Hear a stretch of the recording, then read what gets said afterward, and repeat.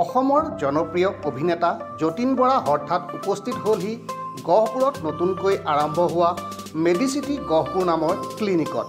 দাঁতৰ ৰোগত ভুগি থকা জনপ্ৰিয় অভিনেতা যতীন বৰাই মেডিচিটি গহপুৰৰ তত্ত্বাৱধায়ক তথা দন্ত ৰোগ বিশেষজ্ঞ চিকিৎসক ডাক্তৰ ৰিদীপ শইকীয়াৰ পৰা গ্ৰহণ কৰিলে চিকিৎসা।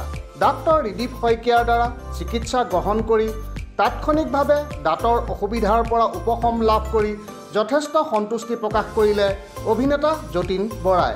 উল্লেখ্য যে যোৱা 7 ফেব্ৰুৱাৰীত গহপুৰ নগৰৰ বৰপুখুৰীৰ সন্মুখত তথা দক্ষিণ দিশত শুভাৰম্ভ হোৱা মেডিচিটি গহপুৰত বৃহস্পতিবাৰে দাঁতৰ সমস্যাৰ চিকিৎসা গ্ৰহণ কৰিলে অভিনেতা যতীন বৰাই।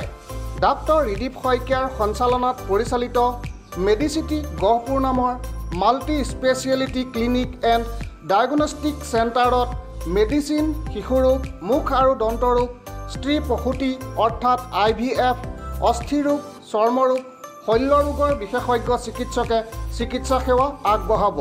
তেজৰ সকলো ধৰণৰ পৰীক্ষাৰ উপৰিও বিভিন্ন পৰীক্ষাৰ বাবে মেডিচিটি গহপুৰত অত্যাধুনিক যন্ত্ৰপাতি সংলগ্ন এক পৰীক্ষাগাৰো সংযোজন কৰা হৈছে। অভিজ্ঞ লেবৰেটৰী টেকনিচিয়ানৰ দ্বাৰা সকলো ধৰণৰ পৰীক্ষা উক্ত লেবৰেটৰীত সম্পন্ন কৰিব পাৰিব ৰোগীসকলে।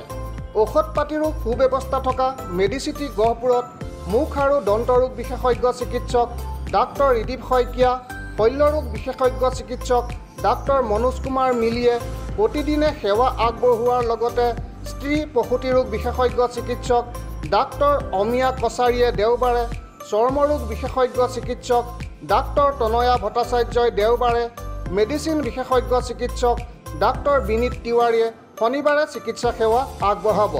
ইয়াৰ উপৰিও শিশুৰোগ বিশেষজ্ঞ চিকিৎসক ডাক্তৰ ভাস্কৰ বৰা আৰু অস্থিৰোগ বিশেষজ্ঞ চিকিৎসক ডাক্তৰ জাকাৰিয়া আকমানেও মেডিচিটি গহপুৰত চিকিৎসা সেৱা আগবঢ়াব বুলি জানিব পৰা গৈছে।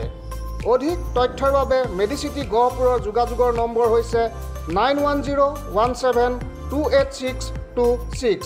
নম্বৰটো আকৌ এবাৰ কৈছোঁ 9101728626। মই একচুৱেলি মোৰ ৰিদীপ শইকীয়া মই জানো আগৰ পৰা, আৰু এই যে গহপুৰ ঠাই বিভিন্ন জনৰ ব্যক্তিৰ লগত মোৰ ভাল। আজি কিবা এটা কাৰণে মোৰ অলপ দাঁতৰ প্ৰব্লেম হ'ল, মই ৰিদীপক পোৱাৰ লগে লগে পেইনটো ৰিলিফ পোৱা যেন লাগিছে। আৰু গহপুৰৰ কাৰণে এইটো খুব ভাল কথা যে মেডিচিটি গহপুৰ নতুন এখন মেডিকেল হেৰি আছে, আৰু খুব ধুনীয়াকৈ ৰিদীপে কৰিছে। আৰু যিসকল অহা নাই তেওঁলোকে আহক গহপুৰ মেডিচিটি, সুন্দৰ পৰিৱেশ। মই আজি দেখুৱাই ল'লোঁ, অনাগত অহা যোৱা কৰিলে নিশ্চয় ইয়াত এবাৰ সোমাম। আৰু এটা ঘৰুৱা পৰিৱেশ আৰু খুব ভাল। ৰিদীপক মই আগৰ পৰাই জানো, খুব সুন্দৰ প্ৰচেষ্টা হৈছে। মই আপোনালোকক জনাবলৈ পাই সুখী হৈছোঁ যে মেডিচিটি গহপুৰখন আপোনাৰ as a multi speciality clinic and diagnostic centre আমি ইয়াত অপাৰেট কৰিছোঁ যোৱা ফেব্ৰুৱাৰী 7 তাৰিখে। আৰু ইয়াত ফেচিলিটিছসমূহ আমি এনেদৰে ৰাখিছোঁ, আপোনাৰ ইয়াত মেডিচিন বিশেষজ্ঞ ইয়াত উপস্থিত থাকিব প্ৰতি আপোনাৰ উইকত শনিবাৰ দিনটোত। আৰু দেওবাৰৰ দিনটোত আমাৰ লগত থাকিব ডক্টৰ তনয়া ভট্টাচাৰ্য, তেখেত ডাৰ্মেটলজিষ্ট হয়। অৰ্থপেডিক ডক্টৰ জাকাৰিয়া আকমান, তেখেত উপস্থিত থাকিব আমাৰ মেডিচিটি গহপুৰত। ফেব্ৰুৱাৰী লাষ্টৰ পৰা তেখেত ইয়াত উপলব্ধ হ'ব। আৰু শিশু বিশেষজ্ঞ ডক্টৰ ভাস্কৰ বৰা, তেখেতো আমাৰ লগত উপস্থিত থাকিব। যিকোনো ধৰণৰ শিশুৰ বেমাৰ আজাৰ গোটেইখিনি আপোনালোকে ইয়াতে ধুনীয়াকৈ প্ৰব্লেমখিনি লৈ আহিলে তেখেতে এবাৰ ভালদৰে কনচাল্ট কৰি ল'ব আৰু প্ৰব্লেমবিলাক ছল্ভ হ'ব বুলি মই আশাবাদী। তাৰ লগতে আপোনাৰ গাইনকলজিষ্ট IVF স্পেচিয়েলিষ্ট ডক্টৰ অমিয়া কছাৰী, তেখেত ইয়াত উপলব্ধ হ'ব।